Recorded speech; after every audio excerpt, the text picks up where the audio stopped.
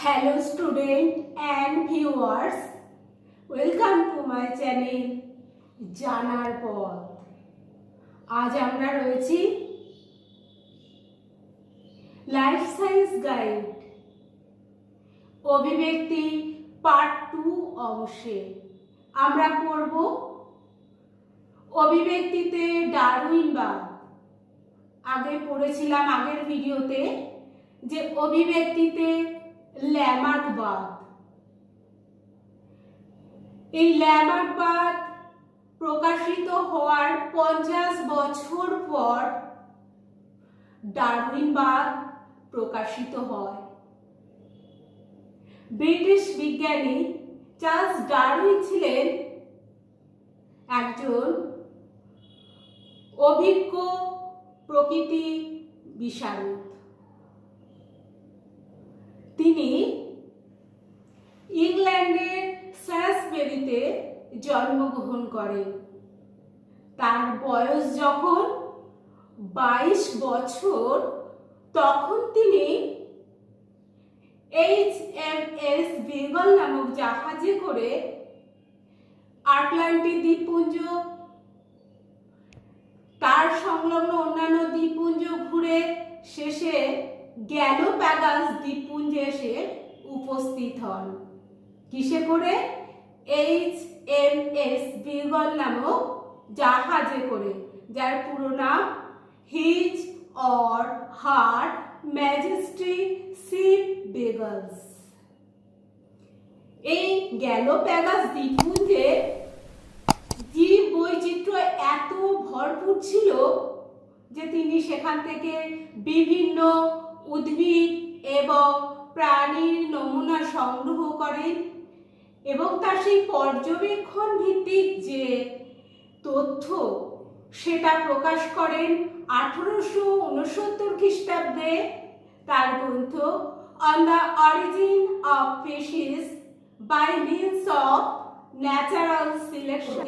এটা কিন্তু পরীক্ষায় খুব আসে যে কোন গ্রন্থে ডারউইনের মতবাদ প্রকাশিত হয়েছিল।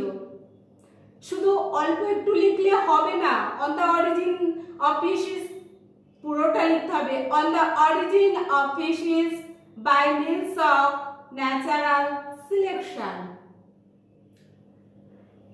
তার এই মতবাদ ডারউইনবাদ নামে পরিচিত, ইংরেজিতে ডারউইনিজম।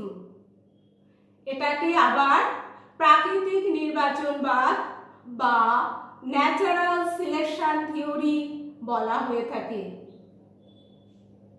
এসো দেখি ডারউইনবাদে ডারউইন কি কি বিষয়ের উপর আলোকপাত করলেন। 1 নম্বর প্রথম পয়েন্ট যে তার উপর আলোকপাত করেছিলেন সেটা হলো অত্যধিক হারে বংশবৃদ্ধি, প্রডিগালিটি অফ প্রোডাকশন বা ওভার প্রোডাকশন। জীব যে বংশ বিস্তার করবে বেশিভাবে সেটা কিন্তু তার সহজাত ধর্ম। এবার দেখো তিনি বললেন, ডারউইন বললেন যে জীব জ্যামিতিক এবং গ্রামিতিক হারে বংশবৃদ্ধি করে। জ্যামিতিক বা জিওমেট্রিক্যালি কি দ্বিগুণ হবে, 2 থেকে 4টে, 4টে থেকে 8টা, 8টা থেকে 16টা, এইভাবে বাড়তে বাড়তে যাবে। আর গাণিতিক সেটা অ্যারিথমেটিক্যালি হচ্ছে 2 করে বাড়বে, 2 থেকে 4, 4 থেকে 6, 6 থেকে 8, 2 2 করে। উদাহরণস্বরূপ দেখো এসে বলি যে একটা স্ত্রী সালমান মাছ তার প্রজনন ঋতুতে 3 কোটি ডিম উৎপন্ন করে। একটা ঝিনুক একবারে 12 কোটি ডিম্বাণু উৎপন্ন করে। আর স্তন্যপায়ী প্রাণীদের মধ্যে যদি হাতি খুব কম বাচ্চা দেয়, 12 বছরে একটা মাত্র বাচ্চা দেয়, তবুও কিন্তু তার সংখ্যাটা সবাই যদি বেঁচে থাকে এবং বংশ বিস্তার করে তাহলে তার সংখ্যাটাও কিন্তু অনেক বেশি হবে, কিন্তু বাস্তবে তা হয় না। আমরা অনেকে নদীর ধারে বেড়াতে গিয়ে দেখি নদীর জলের ধারে ধারে একটা বড় মাছের সাথে অসংখ্য ছোট ছোট মাছ গিজ গিজ গিজ গিজ করছে। সব থাকতো তাহলে পুকুরে কি জায়গা হতো? না, কখনো না, সবাই বেঁচে থাকে না। ঠিক আছে, পরের পয়েন্টে যেটা আলোকপাত করলে সেটা হচ্ছে সীমিত খাদ্য ও বাসস্থান, কনস্ট্যান্সি অফ ফুড অ্যান্ড শেল্টার।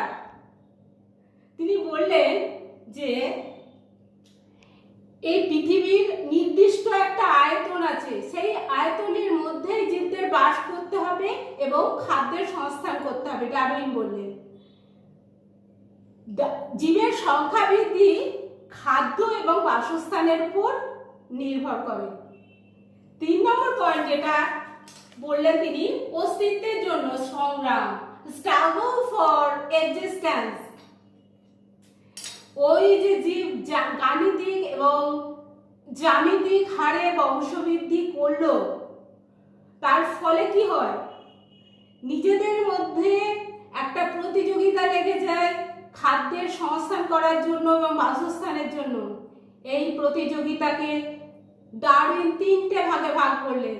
দেখো, 1 নম্বর হচ্ছে অন্তঃপ্রজাতিক সংগ্রাম, 2 নম্বর আন্তঃপ্রজাতিক সংগ্রাম, 3 নম্বর প্রতিকূল পরিবেশের সঙ্গে সংগ্রাম। তাহলে অস্তিত্বের জন্য সংগ্রামে ডারউইন কটা ভাগ করলেন? 3টে। এসো দেখি 1 নম্বর অন্তঃপ্রজাতিক সংগ্রাম। এই অন্তঃপ্রজাতিক সংগ্রামটাকে বলা হচ্ছে সমপ্রজাতিক সংগ্রাম, ইংরেজিতে বলা হয় ইন্ট্রা প্যাসিফিক স্ট্রাগল।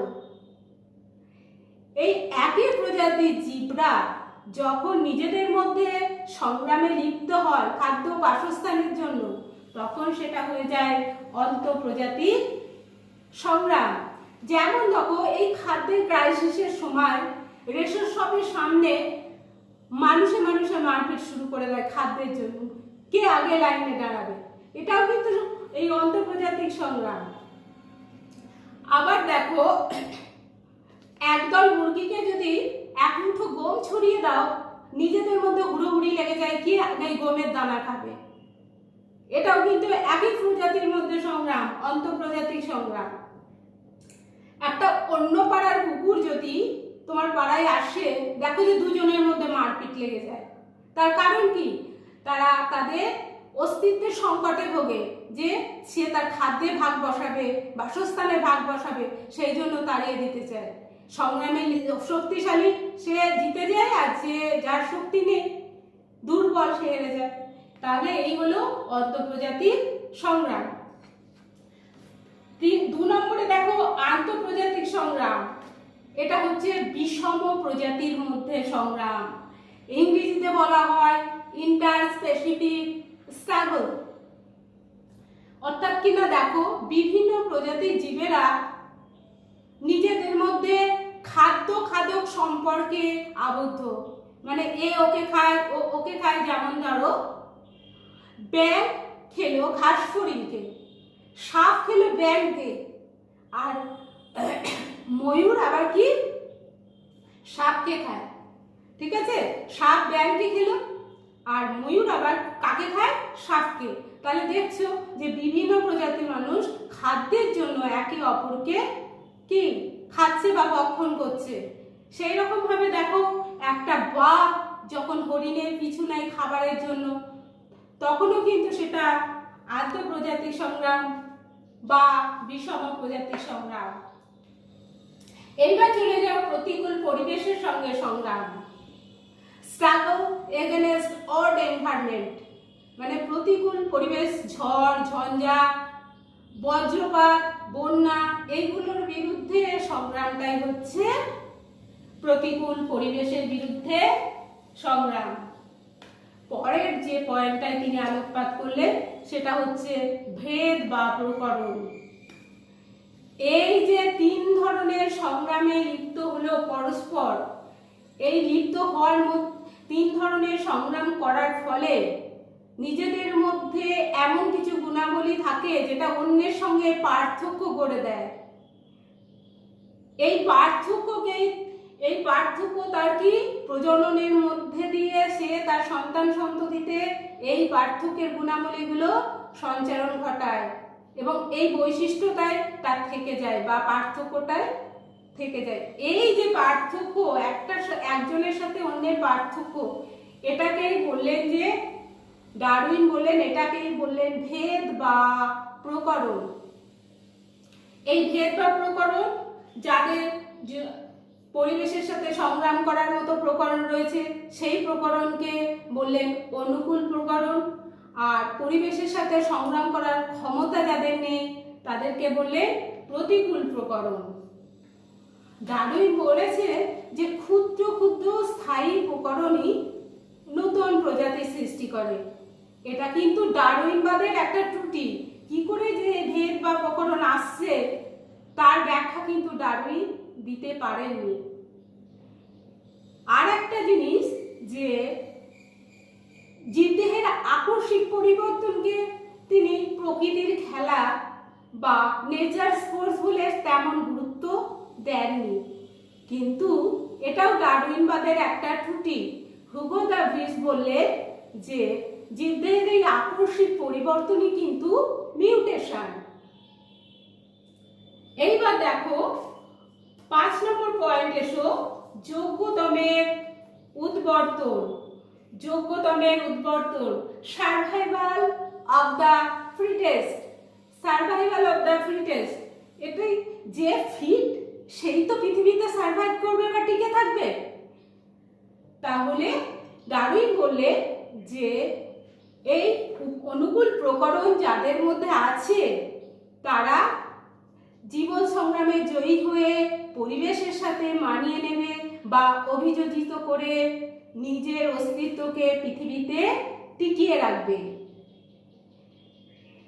এটা সেই হবে যোগ্য, ঠিক আছে, পৃথিবীতে টিকে থাকার জন্য। এটাকেই ডারউইন বলেছেন যোগ্যতমের উদ্বর্তন, সার্ভাইভাল অফ দ্য ফিটেস্ট। যাদের মধ্যে এই অনুকূল ভেদ নেই তারা কি করবে? তারা পরাজিত হয়ে আস্তে আস্তে পৃথিবী থেকে বিলুপ্ত হয়ে যাবে। ডারউইন আর একটা কথাও বলেছে যে এক পরিবেশের জীব কিন্তু অন্য পরিবেশে গিয়ে মানিয়ে নিতে পারে না। যেমন মেরু প্রদেশের বড় বড় রোমামলা কুকুরকে যদি আমরা এই গরমের দেশে আনি তাহলে কি সে অস্বস্তি অনুভব করবে, অবশেষে তার মৃত্যু হবে। পরের যে পয়েন্টটা তিনি আলোকপাত করলেন 6 নম্বর পয়েন্ট, প্রাকৃতিক নির্বাচন, ন্যাচারাল সিলেকশন। এটাই সবচেয়ে গুরুত্বপূর্ণ, ডারউইনবাদের মধ্যে সবচেয়ে গুরুত্বপূর্ণ পয়েন্ট হচ্ছে প্রাকৃতিক নির্বাচন, ন্যাচারাল সিলেকশন। ডারউইনের মতে যোগ্যতমের নির্বাচনকেই প্রাকৃতিক নির্বাচন বলে। প্রকৃতি তাদেরকে নির্বাচিত করবে যে যোগ্য, আর এই যোগ্যতম ব্যক্তিরা বা জীবেরা কি করবে?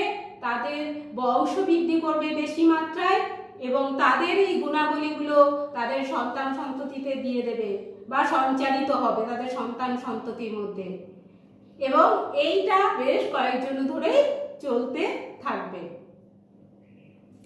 পরের যে পয়েন্ট বললেন নতুন প্রজাতির সৃষ্টি। এই যে 3টে সংগ্রাম হলো তার ফলে যে যোগ্যতম সে কিন্তু নির্বাচিত হলো। তার মধ্যে অনুকূল প্রকরণ রয়েছে। অনুকূল প্রকরণ থাকার ফলে স্বভাবতই কি তার আগের পূর্বপুরুষের থেকে সে সম্পূর্ণ একটা আলাদা জীব। আগের পূর্বপুরুষদের এমন কিছু বৈশিষ্ট্য ছিল না যার জন্য তারা জীবন সংগ্রামে জয়ী হতে পারেনি, কিন্তু এরা যোগ্য বলে নির্বাচিত হয়েছে, প্রকৃতি এদের নির্বাচিত করেছে, তাই এদের মধ্যে উপযুক্ত এমন কিছু বৈশিষ্ট্য এসে গেল যেটা কিনা তার পূর্বপুরুষদের থেকে আলাদা, ফলে একটা নতুন প্রজাতির সৃষ্টি হলো। দেখো আগের দিন আমরা যে পড়েছিলাম ল্যামার্কবাদ, ল্যামার্কবাদে আর ডারউইনবাদের মধ্যে পার্থক্য কি দেখো। ল্যামার্ক বলেছিলেন কি যে উঁচু লম্বা গলা জিরাফ কিভাবে সৃষ্টি হয়েছে? তাদের গলাটা আস্তে আস্তে স্ট্রেচ বা প্রসারণ করার ফলে উঁচু গাছের ডাল খাওয়ার জন্য তাদের গলাটা লম্বা হয়েছে। এবং এই বৈশিষ্ট্য তার অর্জিত বৈশিষ্ট্য, এটা তার সন্তান সন্ততিতে সঞ্চারিত হচ্ছে। কিন্তু ডারউইন বললেন না, ওই যে লম্বা গলা জিরাফ তার সাথে ছোট গলা জিরাফও ছিল তাদের দলে। তারা কি জীবন সংগ্রামে হেরে গেছে ছোট গলা জিরাফগুলো, কারণ তাদের ছোট গাছের পাতা শেষ হয়ে গিয়েছিল, খাবারের অভাবে আস্তে আস্তে দুর্বল হয়ে তারা মারা গেছে। ওই বড় গলা জিরাফ খাবার পেয়েছে এবং জীবন সংগ্রামে জয়ী হয়ে তারা টিকে গেছে, এবং কয়েক পুরুষ ধরে ওই লম্বা গলা জিরাফই জন্ম নিয়েছে। এই গেল পার্থক্য। আর ল্যামার্ক জীবদেহে ব্যবহারের ফলে কোনো অঙ্গ শক্তিশালী এবং পরিপুষ্ট, অর্থাৎ অঙ্গের আয়তন বৃদ্ধির কথা বলেছিলেন। কিন্তু ডারউইন কি বললেন? ডারউইন বললেন জীবের সংখ্যা বৃদ্ধির কথা। এত কিছু পরও দেখবো আমরা ডারউইনবাদেরও কিছু ত্রুটি আছে। যেমন কি তিনি প্রকরণ বা ভেদের কথা বলেছিলেন, কিন্তু ওই প্রকরণ বা ভেদ কিভাবে আসলো তার ব্যাখ্যা কিন্তু দিয়ে যাননি। পরবর্তী ক্ষেত্রে যেটা জেনেটিক্স ও বংশগতিবিদ্যার সাহায্যে প্রমাণিত হয়েছে, কিভাবে ভেদ বা প্রকরণ আসে, ক্রস ওভার বা রিকম্বিনেশনের ফলে এই গুণাবলীগুলো, নতুন গুণাবলীগুলোর আবির্ভাব হয়। আমরা কোষ বিভাজন বা সেল ডিভিশনে পড়েছি। ডারউইন জীবদেহের আকস্মিক পরিবর্তনকে প্রকৃতির খেলা বা নেচার ফোর্স বলেছিলেন। এটাও কিন্তু ডারউইনের বাদের একটা ত্রুটি। হুগো দ্য ভ্রিস বললেন না, জীবদেহের আকস্মিক এই পরিবর্তন হচ্ছে কি মিউটেশন। এবার দেখো, যখন দেখা গেল প্রাকৃতিক নির্বাচন বাদেও কিছু ত্রুটি রয়েছে, তখন Hugo de Vries, Weismann, Ford, Fisher, Haldane এই সমস্ত বিজ্ঞানীরা একত্রিত হয়ে প্রাকৃতিক নির্বাচনবাদের ত্রুটিগুলোকে দূর করার চেষ্টা করলেন। কিসের সাহায্যে? ওই জেনেটিক্স বা জিনতত্ত্ব এবং বংশগতিবিদ্যার সাহায্যে। তাদের সম্মিলিত প্রচেষ্টায় একটা নতুন মতবাদ প্রতিষ্ঠিত হলো। সেই মতবাদটাই নয়া ডারউইনবাদ বা নিউ ডারউইনিজম নামে বিখ্যাত। পরবর্তীকালে এটাকে বলা হয়েছে আধুনিক সংশ্লেষবাদ বা মডার্ন সিনথেটিক থিওরি। তাহলে এই তো গেল ডারউইনবাদ। এর থেকে কি ধরনের কোয়েশ্চেন আসতে পারে? HMS বিউগলের পুরো নাম, his or her majesty Ship Beagle. কত সালে ডারউইনবাদ কোথায় প্রকাশিত হয়? 1869 খ্রিস্টাব্দে On the Origin of Species by Means of Natural Selection নামক গ্রন্থে। অস্তিত্বের জন্য সংগ্রামকে কয় ভাগে ভাগ করা যায়? 3 ভাগে।